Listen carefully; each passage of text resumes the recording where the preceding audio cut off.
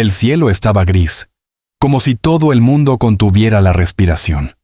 Un viento helado atravesaba el viejo bosque, donde los árboles centenarios entrelazaban sus copas, bloqueando la luz del sol, y dejando pasar solo algunos rayos débiles, que se filtraban entre las hojas iluminando tenuemente el suelo cubierto de musgo. En un rincón remoto de la zona rural de México, donde el tiempo parecía haberse detenido, había una pequeña escuela escondida en un valle. Esa escuela, con sus paredes de cal blanca ya amarillentas por el tiempo, solía ser un lugar lleno de risas infantiles. Pero en una mañana fatídica del año 2003, todo cambió para siempre. Aquel día, un grupo de 12 alumnos de tercer grado, una joven maestra llamada Sofía y un asistente llamado Manuel, se preparaban con entusiasmo para su primera excursión. El destino era un bosque a unos 10 kilómetros de la escuela, donde los niños podrían acampar, asar carne y jugar al aire libre. Las mochilas coloridas estaban ordenadas cuidadosamente y los pequeños pasos se dirigían alegremente por el sendero que llevaba al bosque. Ninguno de ellos, ni los niños inocentes ni los adultos encargados, pudo imaginar que ese paseo se convertiría en una pesadilla sin fin. Ese día, un viejo autobús escolar amarillo los llevó fuera de la escuela. Las voces de los niños cantaban alegres entre risas y conversaciones inocentes. Sofía, recién graduada y llena de entusiasmo, tomaba la mano de cada niño, verificando la lista para asegurarse de que nadie quedara atrás. Manuel, el asistente, sonreía en silencio y asentía cuando le hablaban. Pero cuando cayó el atardecer y la oscuridad envolvió el bosque, ninguno de los 14 regresó. En las primeras horas nadie pensó que fuera una tragedia. Los padres creyeron que el autobús podría haberse averiado o que el grupo se había extraviado. Pero al caer la noche y sin recibir una sola llamada o señal, el pánico comenzó a extenderse. Los teléfonos de Sofía y Manuel no respondían. Ni una sola pista, ni una sola explicación. Era como si el grupo hubiera sido tragado por el bosque. La policía local inició una búsqueda de inmediato. Movilizaron a decenas de personas junto con perros de rastreo, explorando cada sendero y cada arbusto del bosque. Helicópteros sobrevolaban la zona y linternas iluminaban la oscuridad. Las familias se reunieron en el borde del bosque, abrazándose, llorando, rezando y esperando. Pero con el paso de los días, la esperanza comenzó a desvanecerse. Después de 8 meses de investigación, la policía solo encontró una pista: una mochila rota, enterrada entre hojas podridas a la orilla de un río. Dentro, además de unas galletas mohosas, había una tarjeta de cumpleaños sin abrir. En ella, con letras temblorosas de niño, se leía: «Feliz cumpleaños. Camila, siempre serás mi mejor amiga. Camila». Una niña de 8 años de cabello negro brillante y sonrisa radiante. Era la única hija de Claudia Muñoz, una madre soltera que vivía en un pueblo cercano. Aquella mochila pertenecía a Camila. Pero más allá de esa pequeña pista, no se encontró nada más. Ni huellas, ni prendas, ni explicaciones. Como si el mundo se hubiera tragado a 12 niños, una maestra y un asistente. Durante 22 años, aquella desaparición se convirtió en un misterio sin resolver. Los lugareños empezaron a llamar al bosque el Bosque del Diablo, donde se decía que vagaban almas perdidas. Las familias, aunque con el corazón roto, aprendieron a vivir con la pérdida. Pero Claudia Muñoz no. En el corazón de esa madre, Camila aún vivía en algún lugar esperando ser encontrada. Cada año, en la misma fecha fatídica, Claudia regresaba al bosque. Montaba un pequeño altar con velas y flores en el mismo lugar donde el autobús se detuvo por última vez. Rezaba, cantaba las canciones favoritas de Camila y susurraba a la oscuridad: «Te encontraré, hija, aunque me tome toda la vida». Los vecinos la miraban con compasión, aunque algunos susurraban que Claudia había perdido la cordura. «Ellos ya se fueron», decían. «Déjalos descansar en paz». Pero Claudia no creía en la muerte. No porque no quisiera, sino porque no podía. Una intuición extraña, como una voz desde lo más profundo de su alma, le decía que la historia no había terminado. Y entonces, 22 años después, ocurrió un evento que lo cambió todo. A 150 kilómetros del lugar de la desaparición, en una pequeña escuela primaria en el estado de Oaxaca, un niño de 9 años llamado Isaías abrió accidentalmente la puerta a la verdad. Isaías era un niño peculiar callado y solía ser objeto de burlas por parte de sus compañeros debido a sus extraños dibujos. Le gustaba sentarse solo lápiz en mano dibujando imágenes que nadie comprendía: senderos del bosque, siluetas borrosas y cabañas en ruinas. Una mañana durante la clase de arte, la maestra pidió a los niños que dibujaran a su familia. Mientras los demás dibujaban a sus padres, hermanos y casas felices, Isaías presentó una escena inquietante. Su dibujo mostraba a un grupo de niños en fila en un bosque oscuro. Algunos tenían los ojos vendados, otros estaban arrodillados. A lo lejos, una pequeña cabaña con el techo colapsado aparecía escondida entre las sombras. La maestra, intrigada y preocupada, le preguntó a Isaías: ¿Esta es tu familia? El niño la miró con ojos oscuros y respondió con voz monótona: no. Lo soñé. Esos niños están escondidos allí. Una niña llamada Camila está con ellos. Ella tiene un osito de peluche rosa. Camila. Ese nombre fue como un rayo en la mente de la maestra. Recordaba el caso ocurrido 22 años atrás, una historia que México entero no había podido olvidar. Pero lo que más la estremeció fue el detalle del oso de peluche rosa. Nadie, salvo los más cercanos a Camila, sabía que ella dormía abrazada a un oso rosa. Ese detalle nunca se divulgó en la prensa ni en ningún documento oficial. La maestra llamó de inmediato a su prima Claudia Muñoz. Cuando Claudia escuchó la historia, sintió que el corazón se le detenía. Durante 22 años había recibido decenas de mensajes de videntes y supuestos sensitivos, pero nadie jamás había mencionado el oso de peluche rosa. Esta vez algo era diferente. Algo se sentía real. Claudia empacó rápidamente y tomó un autobús de más de 150 kilómetros hasta la escuela de Isaías. Cuando entró al aula y vio el dibujo, sus piernas se doblaron. No era solo una imagen cualquiera, era un recuerdo vívido, una pieza del pasado que había estado buscando durante más de 2 décadas. ¿Quién era Isaías? ¿Cómo podía un niño de 9 años, nacido mucho después del suceso, dibujar una escena tan precisa? Y lo más importante, ¿acaso ese dibujo era la clave para descubrir la verdad sobre los 12 niños? Sobre Camila y sobre lo que realmente ocurrió en ese bosque. ¿Aquel año? La historia no termina aquí. El dibujo de Isaías era solo el inicio de un viaje aterrador, donde los sueños, los recuerdos y la verdad enterrada comenzaban a salir a la superficie. Un secreto oculto durante 22 años entre las ramas espesas del bosque estaba a punto de ser revelado. El cielo estaba cubierto de nubes grises, como si el mundo entero estuviera conteniendo el aliento. En un pequeño pueblo rural de México donde el tiempo parecía haberse detenido, Claudia Muñoz vivía atrapada en un ciclo interminable de esperanza y dolor. Hace 22 años, su hija Camila, una niña de 8 años, con una sonrisa radiante y cabello negro, como la noche, desapareció junto con otros 11 niños, una maestra y un asistente en un viaje escolar que nunca debió haber ocurrido. Desde aquel día fatídico de 2003, la vida de Claudia se convirtió en una búsqueda incansable, una lucha contra el olvido, el tiempo y la desesperanza. Claudia era una madre soltera que había criado a Camila con todo el amor que una persona podía ofrecer. Su hogar, una modesta casa de adobe en las afueras del pueblo, estaba lleno de recuerdos de su hija.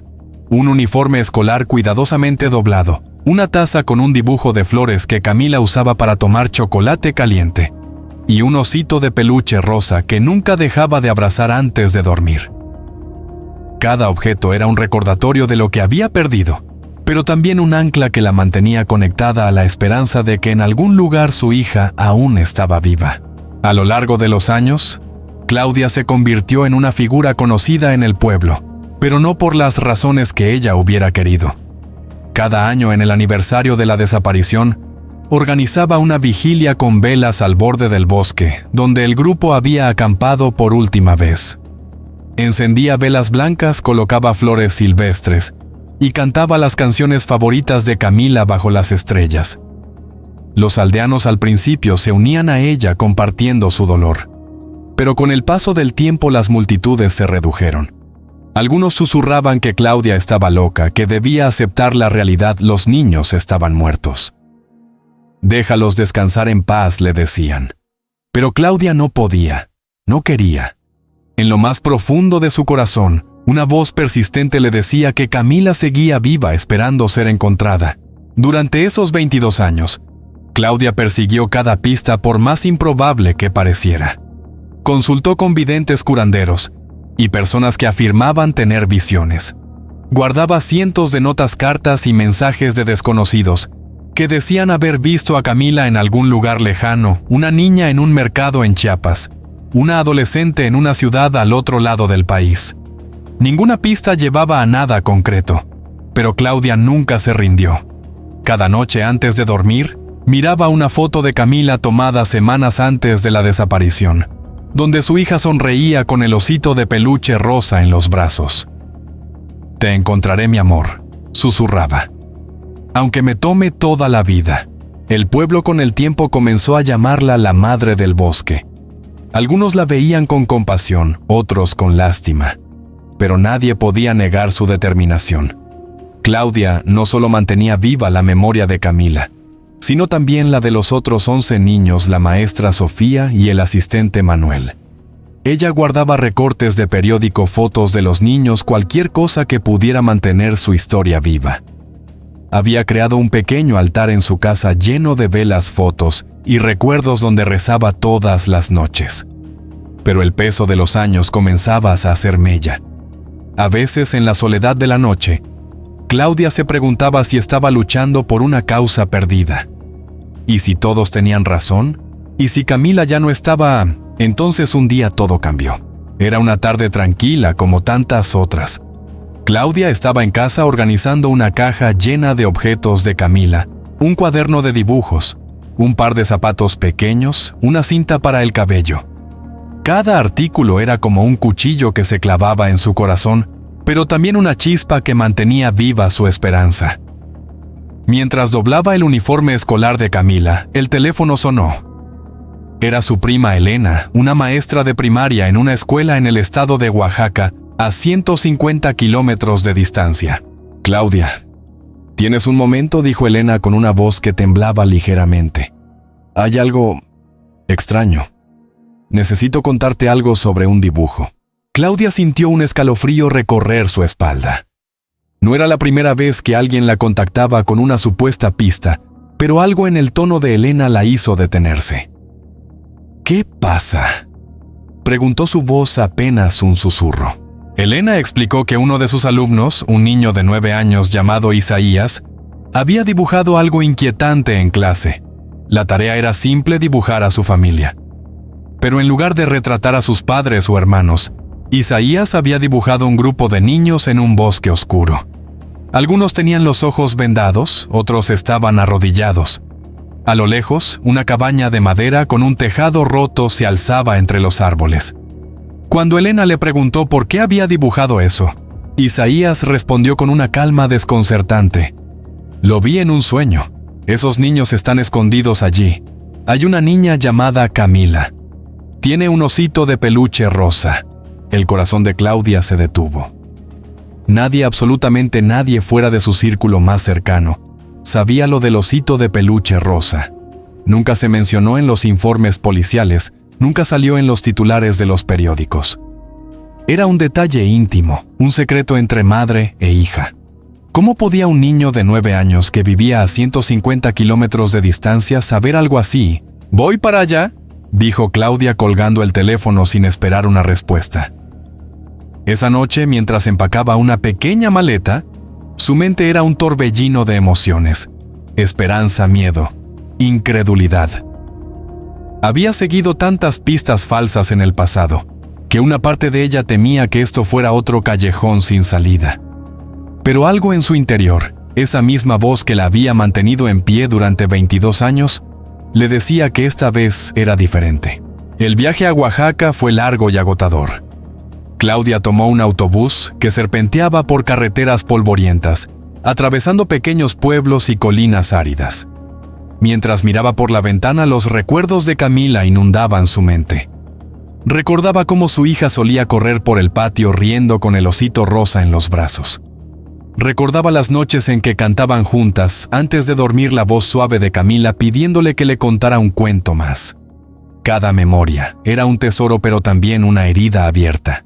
Cuando finalmente llegó a la escuela de Elena, el sol ya se estaba poniendo. La escuela era un edificio humilde con paredes pintadas de colores vivos pero desgastadas por el tiempo. Elena la esperaba en la entrada con una expresión de nerviosismo y asombro. Sin decir una palabra, llevó a Claudia a una pequeña oficina donde el dibujo de Isaías estaba sobre una mesa. Claudia se acercó lentamente como si temiera que el papel fuera a desvanecerse en el aire. Cuando sus ojos se posaron en el dibujo, sintió que el mundo se detenía. Allí estaban los niños, el bosque, la cabaña. Todo era tan vívido, tan real, que parecía más una memoria que un sueño.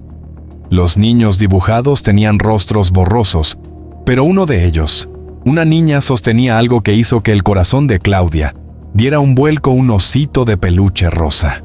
¿Quién es este niño?, preguntó Claudia, su voz temblorosa. ¿Quién es Isaías? Elena explicó que Isaías era un niño reservado, casi invisible en clase. No tenía muchos amigos y pasaba la mayor parte de su tiempo dibujando en un cuaderno. Sus dibujos siempre eran extraños, llenos de imágenes de bosques, sombras y figuras indistintas. Pero este dibujo, en particular, era diferente. Había una certeza en los detalles, una precisión que no parecía propia de un niño de 9 años. «Quiero hablar con él», dijo Claudia. «Necesito hablar con él». Elena asintió, pero advirtió: «Es un niño tímido. No le gusta hablar mucho. Y hay algo más. Sus padres dicen que a veces tiene sueños muy vívidos, como si estuviera recordando cosas que no debería saber». Esa noche, Claudia no pudo dormir. Se quedó despierta mirando el dibujo de Isaías, buscando respuestas en cada trazo de lápiz. Era posible que este niño de alguna manera estuviera conectado con lo que le pasó a Camila. Eran sus sueños una ventana a un pasado que todos habían dado por perdido. Y lo más importante, ¿podría este dibujo ser la clave para desentrañar el misterio que había atormentado a Claudia durante más de 2 décadas? A la mañana siguiente, Claudia conoció a Isaías. El niño estaba sentado en un rincón del aula con la cabeza baja, garabateando en un cuaderno. Cuando levantó la mirada, sus ojos oscuros se encontraron con los de Claudia. No había miedo en ellos, solo una calma inquietante, como si supiera algo que nadie más entendía. «Hola, Isaías», dijo Claudia suavemente, arrodillándose a su lado. «Me llamo Claudia. Quiero hablar contigo sobre tu dibujo». El niño no respondió de inmediato. En cambio, cerró su cuaderno y lo abrazó contra su pecho. Luego, con una voz apenas audible, dijo: «Los vi. En el bosque. Están escondidos, pero no quieren que los encuentren». Las palabras de Isaías fueron como un relámpago en la mente de Claudia. Por primera vez en 22 años, sintió que estaba más cerca de la verdad que nunca. Pero también sabía que lo que venía a continuación no sería fácil. El dibujo de Isaías no era solo una pista. Era el comienzo de un viaje hacia un pasado oscuro, lleno de secretos que habían sido enterrados durante demasiado tiempo. El sol apenas comenzaba a despuntar en el horizonte, tiñendo el cielo de Oaxaca con tonos anaranjados y rosados. En la pequeña escuela primaria donde trabajaba Elena, el aire estaba cargado de una tensión silenciosa. Claudia Muñoz, con los ojos enrojecidos por una noche sin dormir, sostenía el dibujo de Isaías en sus manos temblorosas. Cada trazo del lápiz parecía gritarle, como si el papel contuviera no solo una imagen, sino un fragmento del pasado que había estado buscando durante 22 años. El dibujo mostraba a un grupo de niños en un bosque oscuro, algunos con los ojos vendados, otros arrodillados, y una cabaña de madera al fondo con un tejado roto y una atmósfera que destilaba misterio.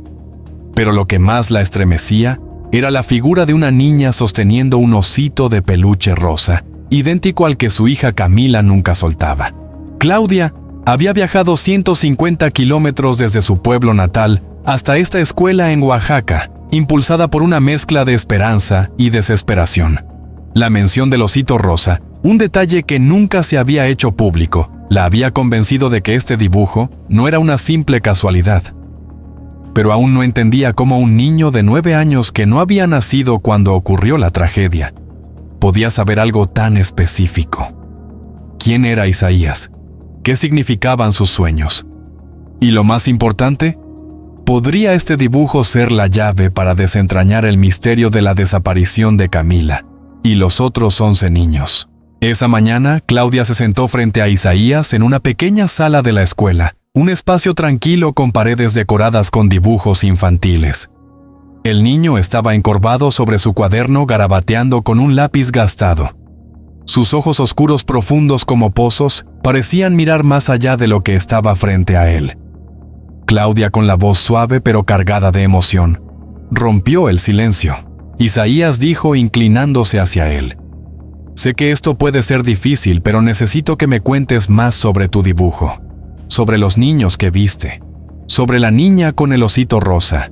Isaías levantó la mirada lentamente como si estuviera decidiendo si confiar en ella. Sus manos se detuvieron y el lápiz quedó suspendido sobre el papel. «No es solo un dibujo», murmuró. «Los vi. En mis sueños. Están en el bosque en un lugar oscuro. No quieren que los encuentren, pero no sé por qué». Claudia sintió un nudo en el estómago.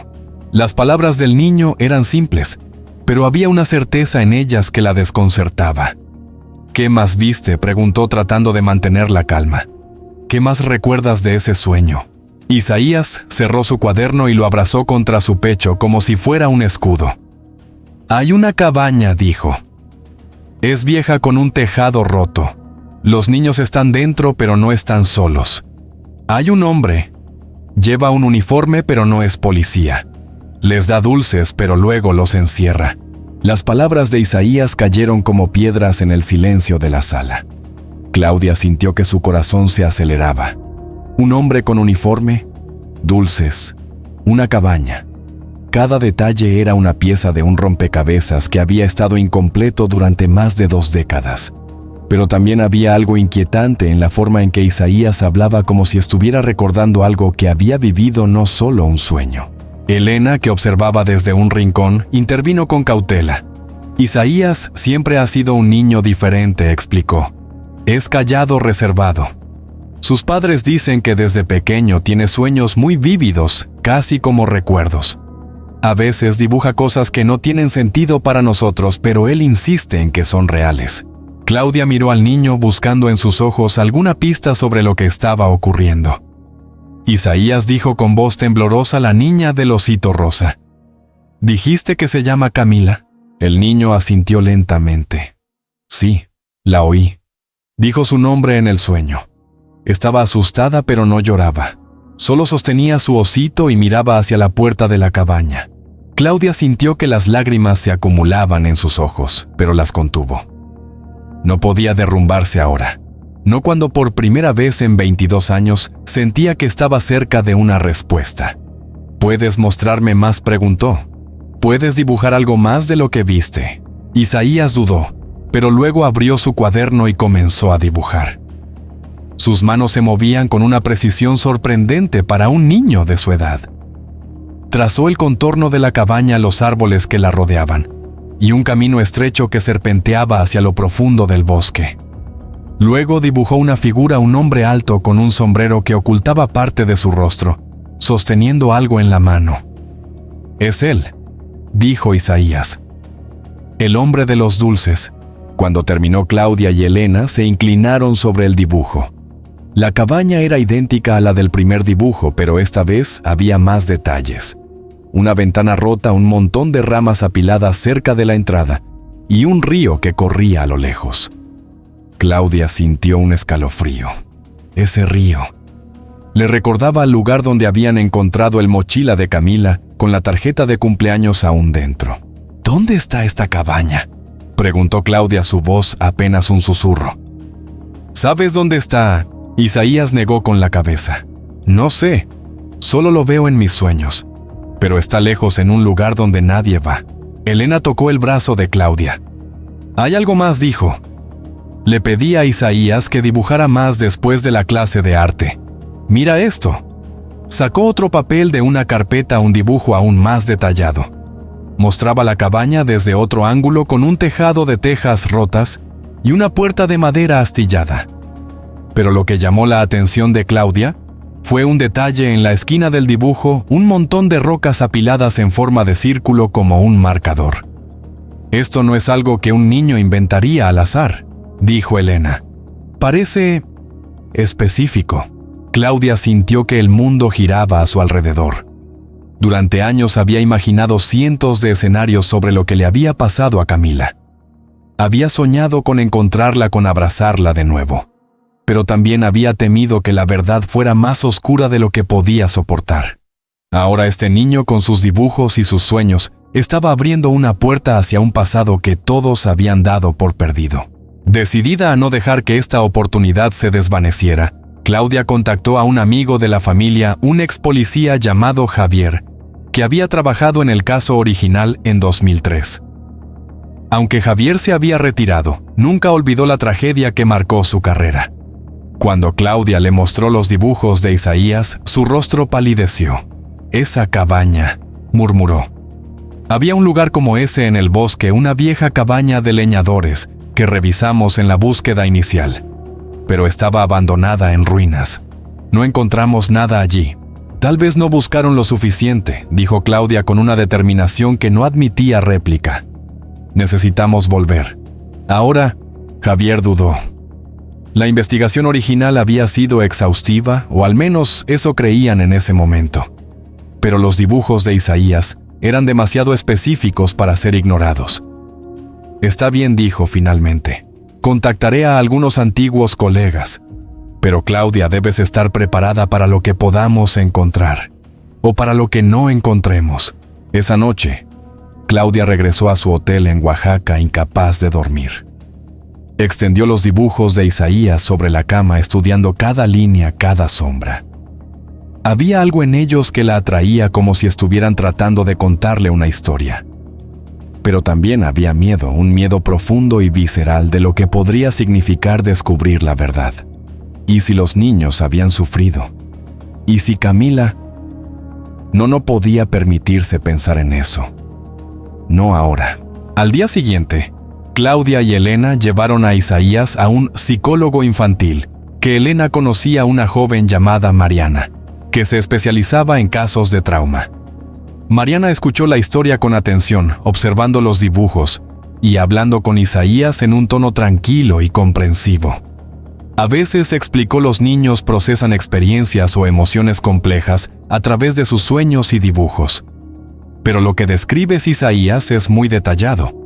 Es como si estuvieras recordando algo, no solo imaginándolo. Mariana sugirió sesiones de terapia para explorar los sueños de Isaías con más profundidad. Podría ser que haya escuchado historias en su comunidad o que haya visto algo que lo marcó profundamente, dijo. Pero también es posible que haya una conexión que no entendemos aún. Claudia no estaba segura de creer en conexiones místicas, pero no podía ignorar los hechos. Isaías sabía cosas que no debería saber. Y sus dibujos eran un mapa hacia un lugar que podría contener las respuestas que había buscado durante tanto tiempo. Mientras tanto, Javier comenzó a organizar una nueva búsqueda. Contactó a un equipo de voluntarios y a un oficial de policía local que estaba dispuesto a ayudar. Pero también advirtió a Claudia. El bosque ha cambiado en estos 22 años. La cabaña podría no estar allí, y si está, podría no haber nada que encontrar. Claudia asintió, pero en su interior una chispa de esperanza ardía más fuerte que nunca. Los dibujos de Isaías no eran solo garabatos de un niño. Eran una ventana a un pasado enterrado, una señal de que Camila y tal vez los otros niños aún tenían una historia que contar. La luz del amanecer se filtraba a través de las cortinas polvorientas de la pequeña sala, donde Claudia Muñoz estaba sentada con los ojos fijos en los dibujos de Isaías. Cada trazo, cada detalle parecía susurrarle una verdad que había estado enterrada durante 22 años. Los dibujos del niño de 9 años con su cabaña en ruinas, los niños con los ojos vendados y la figura de una niña sosteniendo un osito de peluche rosa eran más que simples imágenes, eran fragmentos de un rompecabezas que comenzaba a tomar forma.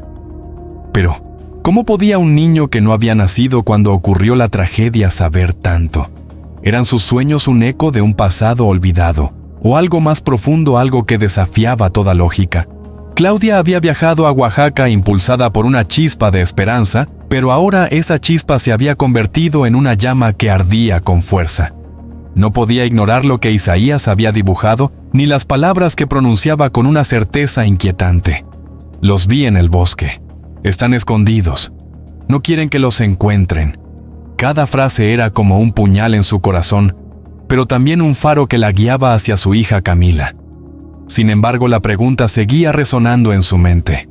¿Cómo podía Isaías saber el nombre de Camila y el detalle del osito rosa? Un secreto que solo ella y su hija compartían. Esa mañana, Claudia, acompañada por su prima Elena y la psicóloga infantil Mariana, decidió profundizar en los sueños de Isaías. Mariana, una joven de voz tranquila pero mirada aguda, había aceptado ayudar de forma voluntaria. En una sala pequeña y acogedora de la escuela decorada con dibujos infantiles y muebles desgastados, Mariana se sentó frente a Isaías. El niño, con su cuaderno de dibujo apretado contra el pecho, parecía más pequeño de lo que era, como si el peso de lo que veía en sus sueños lo estuviera aplastando. Isaías, comenzó Mariana con un tono suave pero firme. Quiero que me hagas un favor. Quiero que me cuentes todo lo que ves en tus sueños. No tienes que tener miedo. Nadie aquí te va a juzgar. Isaías miró al suelo, sus dedos jugueteando con el borde del cuaderno. Por un momento pareció que no iban a hablar, pero luego, con una voz apenas audible, dijo: es como si estuviera allí, en el bosque. Puedo oler los árboles, el aire húmedo. Puedo escuchar a los niños. Algunos están llorando, pero otros están callados, como si supieran que no pueden hacer ruido. Claudia, sentada en una esquina, sintió que su corazón se aceleraba. Cada palabra de Isaías era un eco de algo que no podía explicar, pero que resonaba con una verdad que había sentido durante años. Mariana asintió, anotando algo en su libreta. ¿Y qué más ves?, preguntó. Dijiste que había un hombre. ¿Puedes contarme más sobre él? Isaías cerró los ojos como si estuviera tratando de volver a ese lugar en su mente. Lleva un uniforme, dijo. No es como el de los policías, es más viejo, con una gorra. Tiene una voz grave y les da dulces a los niños. Pero luego los lleva a la cabaña y cierra la puerta. Hay una escalera que baja a un lugar oscuro. Claudia sintió un escalofrío. Una escalera, un lugar oscuro. Los detalles eran tan específicos que no podían ser producto de la imaginación de un niño. Mariana, manteniendo la calma, le pidió a Isaías que dibujara lo que estaba describiendo. El niño abrió su cuaderno y comenzó a trazar líneas con una precisión que desmentía su edad. Dibujó la cabaña, pero esta vez desde el interior, una habitación de madera con tablas rotas, una puerta pesada y una trampilla en el suelo que conducía a lo que parecía un sótano o un túnel. Cuando terminó, Claudia se acercó al dibujo. La trampilla era un detalle nuevo, uno que no había aparecido en los dibujos anteriores. ¿Qué hay debajo?, preguntó su voz temblando. ¿Qué hay en ese lugar oscuro? Isaías no respondió de inmediato. Miró el dibujo luego a Claudia y dijo: no lo sé, pero los niños están allí y están asustados. Mariana sugirió una técnica de relajación para ayudar a Isaías a recordar más detalles. Con el permiso de los padres del niño, que observaban desde afuera con una mezcla de preocupación y curiosidad, comenzaron una sesión de visualización guiada. Mariana le pidió a Isaías que cerrara los ojos y describiera todo lo que veía como si estuviera caminando por el sueño. Estás en el bosque, dijo Mariana. Puedes ver los árboles, sentir el aire. ¿Dónde estás ahora? Estoy frente a la cabaña, respondió Isaías, su voz baja pero clara. La puerta está abierta. Huele a madera podrida. Hay una luz débil dentro, como una lámpara vieja. Los niños están sentados en el suelo en una fila. La niña con el osito rosa está al final. Me mira pero no dice nada. Claudia contuvo el aliento. Era como si Isaías estuviera viendo a Camila en ese momento. Mariana continuó. ¿Qué hace el hombre con el uniforme? Les habla, dijo Isaías. Les dice que todo van a estar bien, pero no es verdad. Luego los hace bajar por la trampilla. Hay un túnel, largo, oscuro. Huele a tierra húmeda. Al final hay otro lugar como un cuarto grande con paredes de piedra. Las palabras de Isaías eran como un mapa hacia un lugar que nadie había encontrado en la investigación original. Claudia no podía contenerse más. Se levantó y salió de la sala con lágrimas rodando por sus mejillas. Elena la siguió tratando de consolarla, pero Claudia no quería consuelo. Quería respuestas. Tenemos que ir a ese lugar, dijo. Si esa cabaña existe, si ese túnel existe, tenemos que encontrarlo. Mientras tanto, Javier, el ex policía que había trabajado en el caso original, había comenzado a organizar un equipo de búsqueda. Había contactado a un grupo de voluntarios y a un oficial de la policía local que estaba dispuesto a ayudar, aunque con escepticismo. La investigación de 2003 había sido exhaustiva, o al menos eso pensaban en ese momento. Habían revisado cada centímetro del bosque, cada cabaña abandonada, cada sendero. Pero la mención de una trampilla y un túnel era algo nuevo, algo que no habían considerado. Javier se reunió con Claudia esa misma tarde. Llevaba consigo un viejo mapa del bosque amarillento por el tiempo, con marcas de las áreas que habían registrado hace 22 años. Había una cabaña de leñadores en esa vieja área, dijo señalando un punto en el mapa. Estaba en ruinas cuando la revisamos. No encontramos nada, pero tal vez no buscamos lo suficiente. Claudia señaló el dibujo de Isaías que ahora estaba sobre la mesa. Mira esto, Javier. La trampilla, el túnel. Esto no es algo que un niño inventaría. Tenemos que volver allí. Ahora, Javier suspiró. Sabía que reabrir un caso tan antiguo era complicado. La policía local no tenía recursos para una búsqueda a gran escala, y después de tanto tiempo las posibilidades de encontrar algo eran mínimas. Pero los dibujos de Isaías y la determinación de Claudia lo convencieron. Está bien, dijo. Organizaré un equipo pequeño, pero Claudia, debes estar preparada para lo que encontremos, o para lo que no encontremos. Esa noche Claudia no pudo dormir. Se quedó despierta mirando los dibujos de Isaías, tratando de encontrar sentido en ellos. Cada trazo parecía un grito del pasado, una súplica para que la verdad fuera descubierta. Pero también había miedo, un miedo profundo que crecía con cada nuevo detalle. ¿Qué habían pasado esos niños? ¿Qué había pasado con Camila? La idea de que su hija pudiera haber sufrido durante todos estos años era insoportable, pero la incertidumbre era aún peor. Al día siguiente, el equipo de búsqueda se reunió al borde del bosque. Eran un grupo pequeño: Javier, 2 voluntarios, un oficial de policía joven y Claudia. Llevaban consigo los dibujos de Isaías como guía, junto con el viejo mapa de la investigación original. El bosque había cambiado en 22 años, los senderos estaban cubiertos de maleza, los árboles eran más altos, y la cabaña, si aún existía, estaría aún más deteriorada. Mientras caminaban por el bosque, el aire se volvía más denso, cargado de humedad, y el olor a tierra mojada. Claudia llevaba el dibujo de Isaías en la mano, comparándolo con el paisaje que los rodeaba. Después de horas de caminata, llegaron a un claro donde los restos de una cabaña apenas eran visibles entre la vegetación. El tejado estaba roto tal como Isaías lo había dibujado, y la puerta colgaba de una bisagra oxidada. Claudia sintió que su corazón se detenía. Era real. La cabaña de los dibujos de Isaías existía. Pero lo que encontrarían dentro, si es que encontraban algo, era una incógnita. Javier abrió la puerta con cuidado y el grupo entró en la oscuridad. El olor a madera podrida llenaba el aire, y la luz de sus linternas revelaba una habitación vacía con tablas rotas y telarañas cubriendo las esquinas. Entonces uno de los voluntarios señaló el suelo. «Miren eso», dijo. En el centro de la habitación, apenas visible bajo una capa de tierra y hojas secas, Había una trampilla de madera exactamente como Isaías la había dibujado. Claudia sintió que el mundo se desvanecía a su alrededor. La trampilla era la puerta hacia la verdad, pero también hacia un pasado que temía enfrentar. Mientras Javier y los demás comenzaban a abrirla, Claudia cerró los ojos y susurró una oración. Camila, mi amor, estoy aquí. Te encontraré. El aire en el bosque era denso, cargado de humedad, y un silencio opresivo que parecía envolver cada árbol, cada hoja, cada sombra. El equipo de búsqueda, liderado por Javier, el ex policía, avanzaba con pasos cuidadosos, sus linternas cortando la oscuridad como cuchillos. Claudia Muñoz caminaba detrás con el corazón latiendo tan fuerte que podía sentirlo en sus sienes.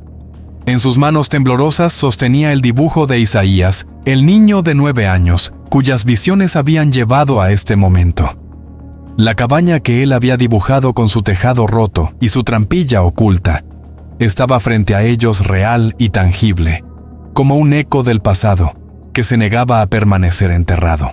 Era el 17 de febrero de 2025, 22 años después de la desaparición de Camila y los otros 11 niños junto con la maestra Sofía y el asistente Manuel.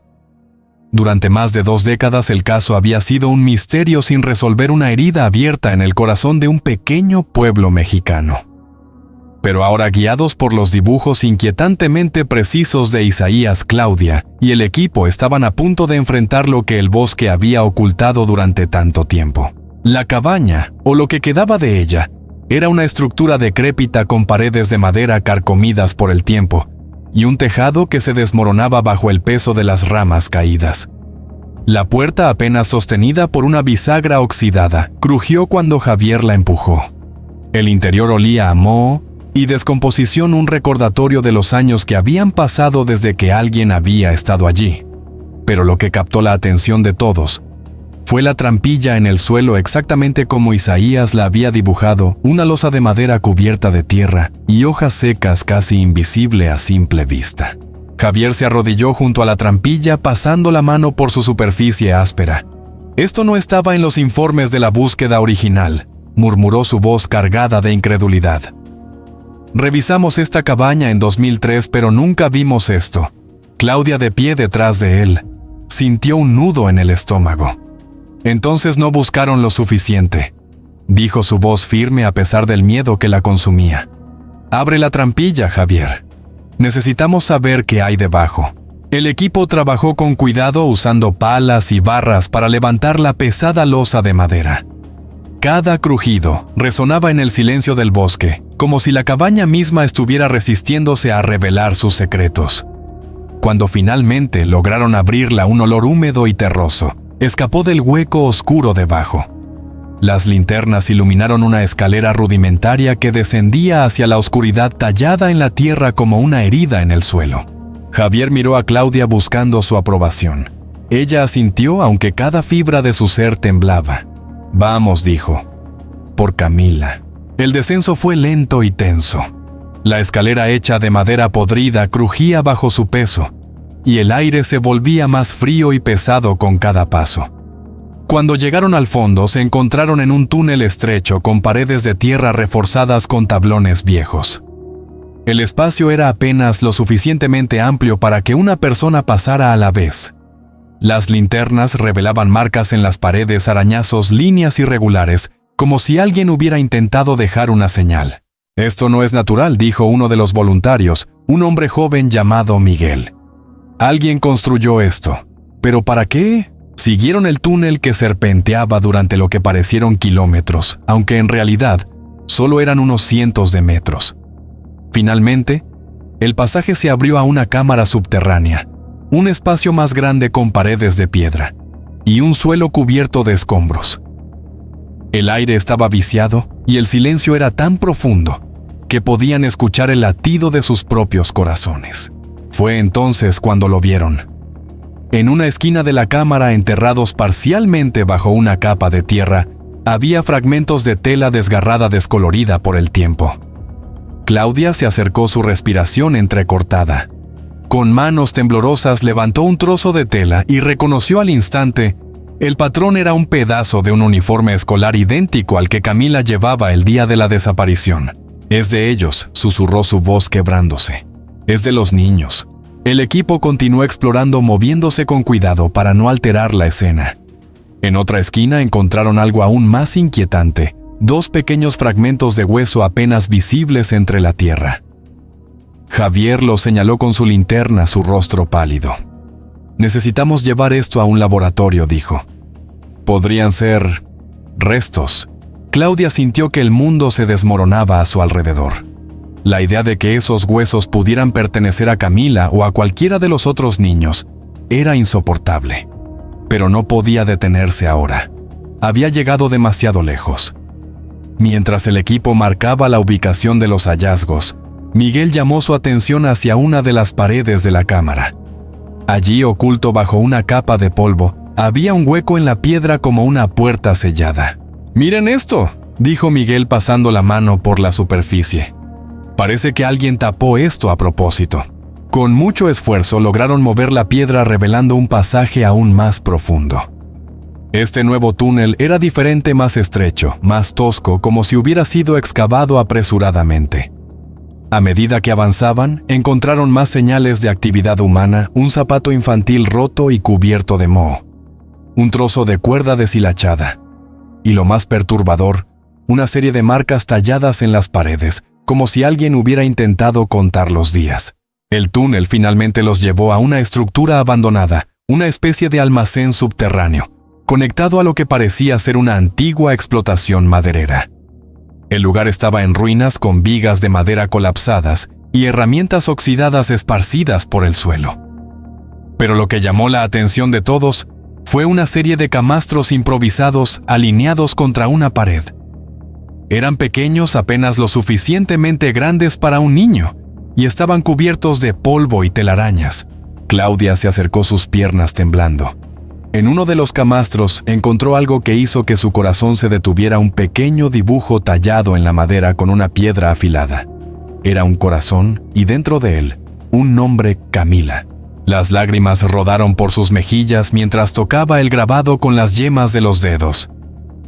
«Estuviste aquí, mi amor», susurró. «Estuviste aquí». Javier, visiblemente conmovido, colocó una mano en su hombro. «Claudia, esto es grande», dijo. «Esto no es solo una cabaña abandonada. Esto es una operación. Alguien usó este lugar para algo más que un simple escondite». El equipo continuó explorando y cada nuevo hallazgo pintaba un cuadro más oscuro. Encontraron restos de comida enlatada, ahora podrida, y una caja de madera que contenía documentos amarillentos. Aunque muchos estaban ilegibles, algunos tenían nombres y fechas que coincidían con el año 2003. Uno de los documentos mencionaba un programa de trabajo y una lista de nombres que incluía a varios de los niños desaparecidos. La verdad comenzó a tomar forma tan horrenda que era difícil de aceptar.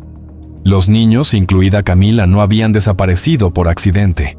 Habían sido secuestrados, llevados a este lugar oculto en el bosque, posiblemente para ser explotados en una red de trabajo infantil ilegal, disfrazada bajo la fachada de un viaje escolar. La cabaña, el túnel, el almacén.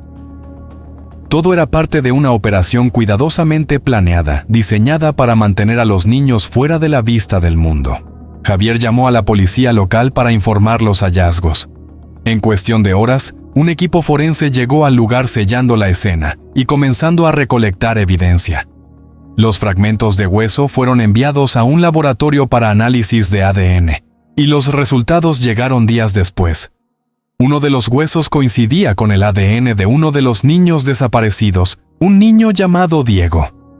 El otro hueso era demasiado pequeño para proporcionar una identificación concluyente, pero la posibilidad de que perteneciera a Camila atormentaba a Claudia. A pesar del dolor, Claudia sintió un extraño alivio. Durante 22 años había vivido en la incertidumbre, atrapada entre la esperanza y la desesperación. Ahora, aunque la verdad era devastadora, al menos tenía algo tangible, evidencia de que los niños habían estado allí, de que su hija había estado allí. El grabado de Camila en el camastro era una prueba de que su hija había luchado, había dejado una marca, había intentado ser recordada, pero aún había preguntas sin respuesta. ¿Qué había pasado con los niños después de ser llevados al túnel? ¿Habían escapado o habían sufrido un destino aún peor? ¿Y quién era el hombre del uniforme que Isaías había descrito? La investigación original no había encontrado sospechosos claros, pero los nuevos hallazgos apuntaban a una red mucho más grande, posiblemente conectada a las explotaciones madereras que operaban en la región en 2003. Claudia regresó a su pueblo esa noche exhausta, pero decidida. Los descubrimientos en el bosque eran solo el comienzo. La verdad, aunque dolorosa, estaba comenzando a salir a la luz. Y aunque el peso de lo que había encontrado amenazaba con aplastarla, Claudia sabía que no podía detenerse ahora. Por Camila, por los otros niños, por las familias que habían esperado tanto tiempo, seguiría luchando hasta que cada secreto enterrado en ese bosque fuera revelado. El bosque que durante 22 años había guardado sus secretos con un silencio implacable, ahora parecía susurrar. Cada ráfaga de viento que atravesaba los árboles llevaba consigo un eco de las vidas que habían sido arrancadas de sus hogares, de sus familias, de su futuro. Claudia Muñoz estaba de pie al borde del claro mirando los restos de la cabaña que había cambiado todo. El descubrimiento del túnel, los fragmentos de uniforme, los huesos y el grabado con el nombre Camila tallado en un camastro de madera habían abierto una herida que nunca había sanado del todo. Pero también habían encendido una chispa de justicia, una promesa de que los niños perdidos, incluida su hija, finalmente tendrían una voz. Era finales de febrero de 2025 y la investigación había tomado un giro que nadie esperaba. Los hallazgos en la cabaña y el túnel subterráneo habían atraído la atención de las autoridades nacionales. Lo que inicialmente parecía un caso local olvidado, ahora se perfilaba como una operación criminal de gran escala, una red que había operado en las sombras durante décadas. Pero para Claudia esto no era solo un caso. Era la búsqueda de su hija, la lucha de una madre que había jurado no rendirse sin importar cuánto tiempo pasara. El equipo forense había pasado días excavando en el almacén subterráneo, recolectando cada fragmento de evidencia con una precisión meticulosa. Encontraron más restos, trozos de tela, una pulsera rota con cuentas de colores y más marcas en las paredes que parecían contar una historia de desesperación. Entre los hallazgos más inquietantes estaban 12 camastros pequeños, alineados contra la pared de piedra cada uno, con marcas talladas, nombres, dibujos rudimentarios, corazones. Uno de ellos, como Claudia ya sabía, tenía el nombre de Camila. Pero otros llevaban nombres que coincidían con los de los niños desaparecidos, Diego, Ana, Luis, Sofía. Cada marca era un grito silencioso, una prueba de que los niños habían estado allí luchando por ser recordados. Claudia no podía apartar la mirada del grabado de su hija. Cada vez que lo veía sentía una mezcla de dolor y orgullo. Camila, su pequeña, había sido valiente. Había dejado una marca, una señal de que no se había rendido. Pero la pregunta que atormentaba a Claudia seguía sin respuesta. ¿Qué había pasado con ella después de estar en ese lugar?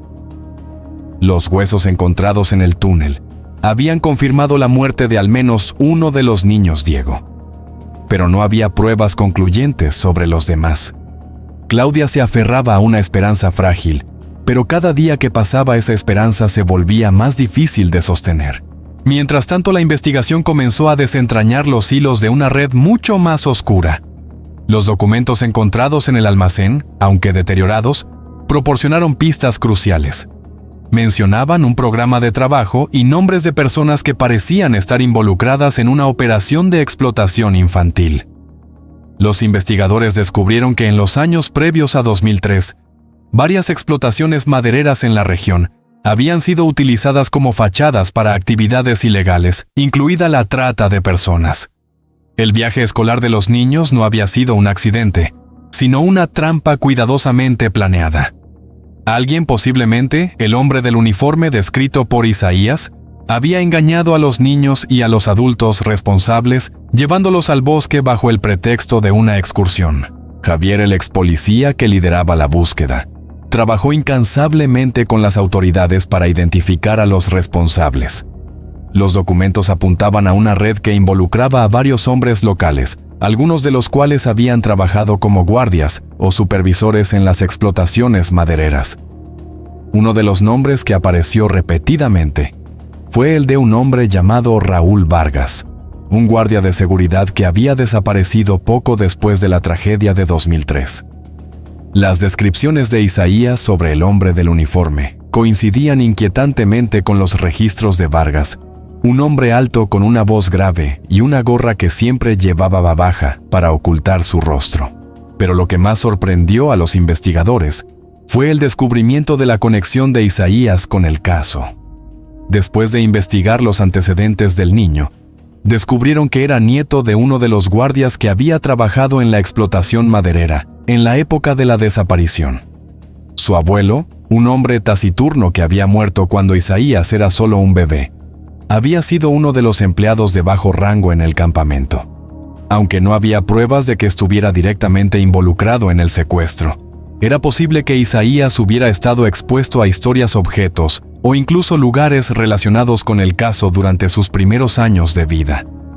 Los psicólogos que trabajaban con él sugirieron que sus sueños podrían ser una forma de memoria subconsciente, fragmentos de información absorbidos en su infancia, que su mente había transformado en visiones.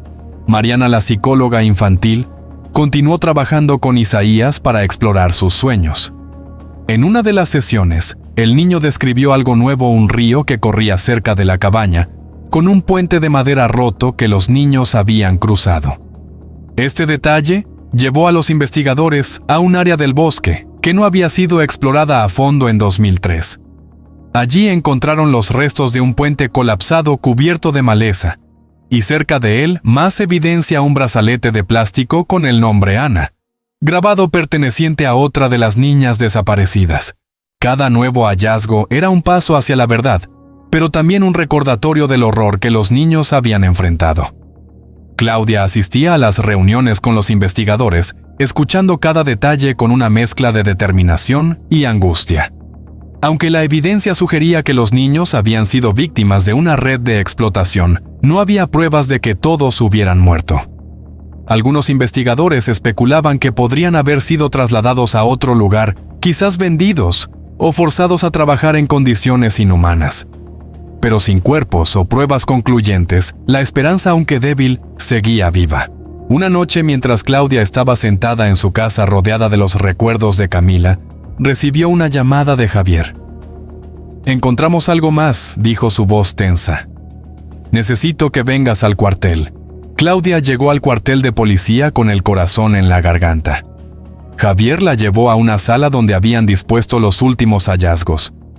Sobre una mesa había una caja de madera vieja encontrada en una de las cámaras subterráneas. Dentro había una serie de objetos personales, un peine, una cinta para el cabello y un pequeño cuaderno con dibujos infantiles. Claudia reconoció el cuaderno al instante. Era de Camila. Sus manos temblaron mientras lo abría, revelando páginas llenas de corazones, flores y pequeños mensajes escritos con la letra torpe de su hija. En una de las páginas había una nota: «Mami, te quiero. No tengas miedo». Claudia rompió a llorar abrazando el cuaderno contra su pecho. Era lo más cerca que había estado de Camila en 22 años. Aunque el descubrimiento confirmaba que su hija había estado en ese lugar horrible, también era una prueba de su fuerza, de su amor. Camila había dejado mensajes, había luchado por ser recordada incluso en las circunstancias más oscuras. La investigación continuó y las autoridades comenzaron a cerrar el cerco sobre los responsables. Aunque muchos de los implicados habían muerto o desaparecido, lograron identificar a varios cómplices que aún vivían. Uno de ellos, un hombre mayor que había trabajado como conductor para la explotación maderera, confesó bajo presión. Admitió que los niños habían sido secuestrados como parte de una operación para suministrar mano de obra infantil a campamentos ilegales en otras partes del país. Algunos, dijo, habían sido trasladados a otros lugares, pero no sabía qué había pasado con ellos después. Para Claudia, la confesión fue un golpe devastador, pero también una forma de liberación. Aunque no había pruebas de que Camila estuviera viva, la verdad estaba saliendo a la luz. Los niños ya no eran solo nombres en un caso olvidado. Eran víctimas que merecían justicia. Claudia organizó una nueva vigilia en el borde del bosque, esta vez no solo por Camila, sino por todos los niños. Cientos de personas del pueblo y de comunidades vecinas se unieron encendiendo velas y cantando bajo las estrellas. Fue un momento de sanación, un reconocimiento de que el dolor de las familias había sido escuchado. Isaías, cuya visión había desencadenado todo, también estuvo presente en la vigilia acompañado por sus padres.